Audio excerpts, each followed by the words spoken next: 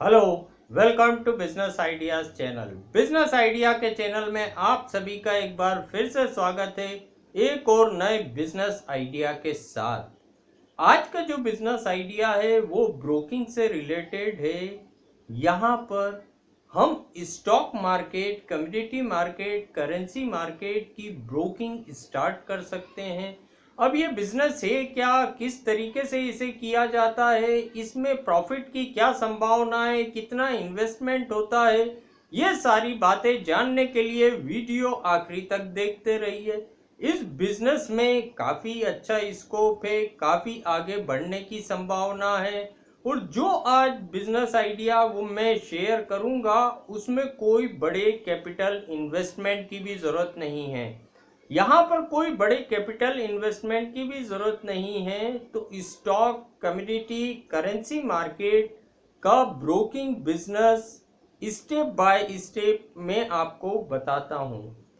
यहाँ जैसे stock market हो, कमोडिटी मार्केट हो, करेंसी मार्केट हो, इस मार्केट के कुछ मेन ब्रोकर हुआ करते हैं जो डायरेक्टली स्टॉक एक्सचेंज या कमोडिटी एक्सचेंज या करेंसी एक्सचेंज के डायरेक्ट ब्रोकर हैं। यहाँ पर उसके लिए एक बड़े इन्वेस्टमेंट की ज़रूरत पड़ती है। लेकिन अगर हम कम इन्वेस्टमेंट में ब्रोकिंग बिजनेस शुरू करना चाहते हैं तो यहाँ पर हम सब ब्रोकिंग बिजनेस शुरू कर सकते हैं। यानी जो भी मेन ब्रोकर होता है उससे हम एक फ्रेंचाइजी ले सकते हैं, उसके हम सब ब्रोकर बन सकते हैं। यहाँ से हम हमारा ब्रोकिंग बिजनेस स्टार्ट कर सकते हैं। इसको स्टार्ट करने के लिए एज सच कोई बड़ी कैपिटल की ज़रूरत नहीं पड़ती।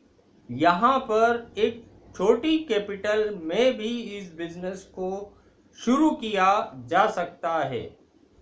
अब ये होता किस तरीके से है, यहाँ पर जो भी मेन ब्रोकर है और जिसके साथ हम जुड़ना चाहते हैं, जिस भी ब्रोकर के साथ हम जुड़ना चाहते हैं उसके साथ हमारा एक टाई अप होता है शेयरिंग रेशो का, कि भाई हम आपके सब ब्रोकर बन रहे हैं, आपसे हम फ्रेंचाइजी ले रहे हैं, तो ब्रोकरेज में से क्या पार्ट हमारा रहेगा और क्या पार्ट आपका रहेगा, क्योंकि वो मेन ब्रोकर है। तो यहाँ पर सपोज हमारी डील उसके साथ हुई 70-30 रेशो की, कि जो भी ब्रोकरेज बनेगी 30% मेन ब्रोकर की रहेगी और 70% मेरी रहेगी।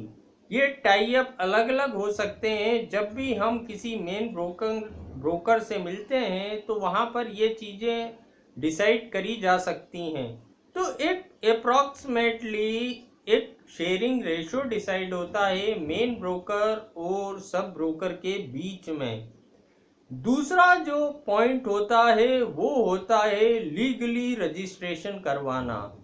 जैसे स्टॉक एक्सचेंज में एनएससी हो, बीएससी हो या एमसीएक्स हो, एनसीडीएक्स हो, यहाँ पर जो भी एक्सचेंज हैं जिनकी हम सब ब्रोकरशिप लेना चाहते हैं वहाँ पर हमारा एक रजिस्ट्रेशन होता है। तो हम एक लीगल सब ब्रोकर या बिजनेस एसोसिएट बन जाते हैं। यहाँ पर ये लीगली हमारा काम शुरू हो गया।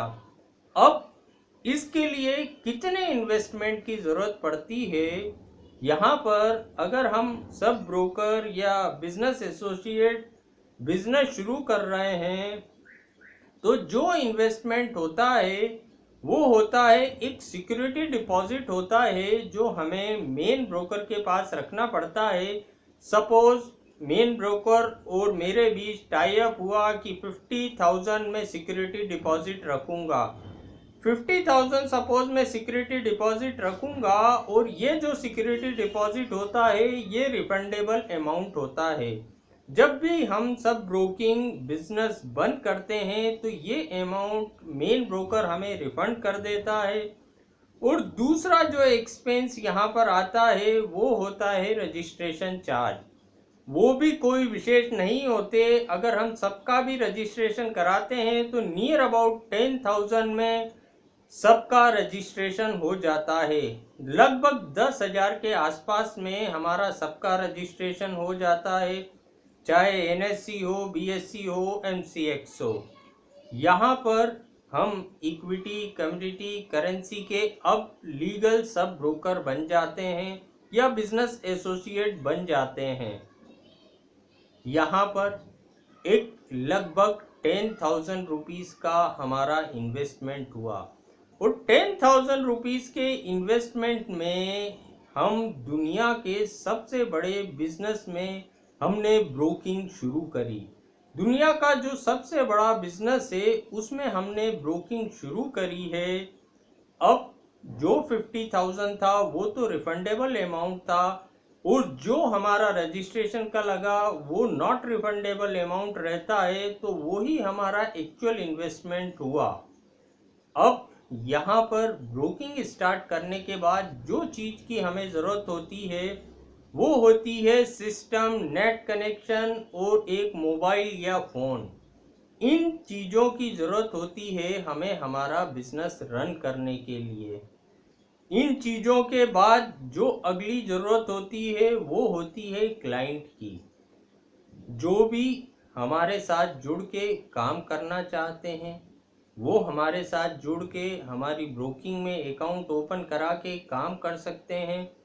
कैपिटल उनकी, अकाउंट उनका, प्रॉफिट लॉस उनका, बस हमारा जो रहता है वो ब्रोकरेज रहती है।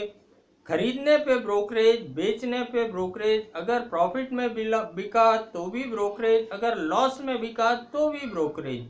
तो यहाँ पर ये हमारी ब्रोकरेज हुआ करती है। तो एक बार स्टॉक, कमोडिटी, करेंसी मार्केट में एक नियर अबाउट 10,000 के इन्वेस्टमेंट पे ये बिजनेस हम शुरू कर सकते हैं। आगे इस बिजनेस में काफ़ी ग्रोथ की संभावना है। एट प्रेजेंट अगर हम देखेंगे तो जो लिटरेसी का परसेंटेज है वो इतना ज़्यादा नहीं है इस फील्ड में, लेकिन धीरे धीरे करके यहाँ पर ये परसेंटेज बढ़ रहा है। अगर पास्ट में इस मार्केट का टर्नओवर देखा जाए और आज की डेट में इस मार्केट का टर्नओवर देखा जाए तो उसमें ही हमें काफ़ी फर्क दिखेगा। तो आने वाले समय में ये बिजनेस तो और ग्रो करना है। अब इस बिजनेस की सक्सेस का बेस होता है नॉलेज। अगर हमारे को इस बिजनेस का प्रॉपर नॉलेज है, इस stock market, commodity market, currency market का प्रॉपर नॉलेज है, तो ये बिजनेस काफ़ी अच्छा रन कर सकता है। क्योंकि जो भी क्लाइंट हमसे जुड़ेंगे हमारे नॉलेज की वजह से वो काफ़ी लंबे समय तक काम कर सकते हैं यहाँ पर। तो हमारे नॉलेज से ही किसी भी गलत काम करने से हम उन्हें रोक सकते हैं। तो जब क्लाइंट हमसे जुड़े रहेंगे तो धीरे धीरे करके हमारा बिजनेस बढ़ता जाएगा और यहाँ रातों रात 100 क्लाइंट लाने की ज़रूरत नहीं है। अगर हम सिर्फ ये सोचें महीने में सिर्फ 2 क्लाइंट जोड़ना है तो साल भर में 24 होते हैं। और अगर हम प्रॉपर सर्विसेज देते हैं, हम उनको प्रॉपर नॉलेज देते हैं, तो डेफिनेटली वो जो 24 साल भर में जुड़ेंगे वो आपके लिए free of cost marketing executive का काम करेंगे और वही 2400 को लेके आ जाएंगे। तो यहाँ पर स्टेप बाय स्टेप इस बिजनेस को एक मिनिमम इन्वेस्टमेंट में शुरू करके हम काफ़ी सक्सेसफुली रन कर सकते हैं। Thank you.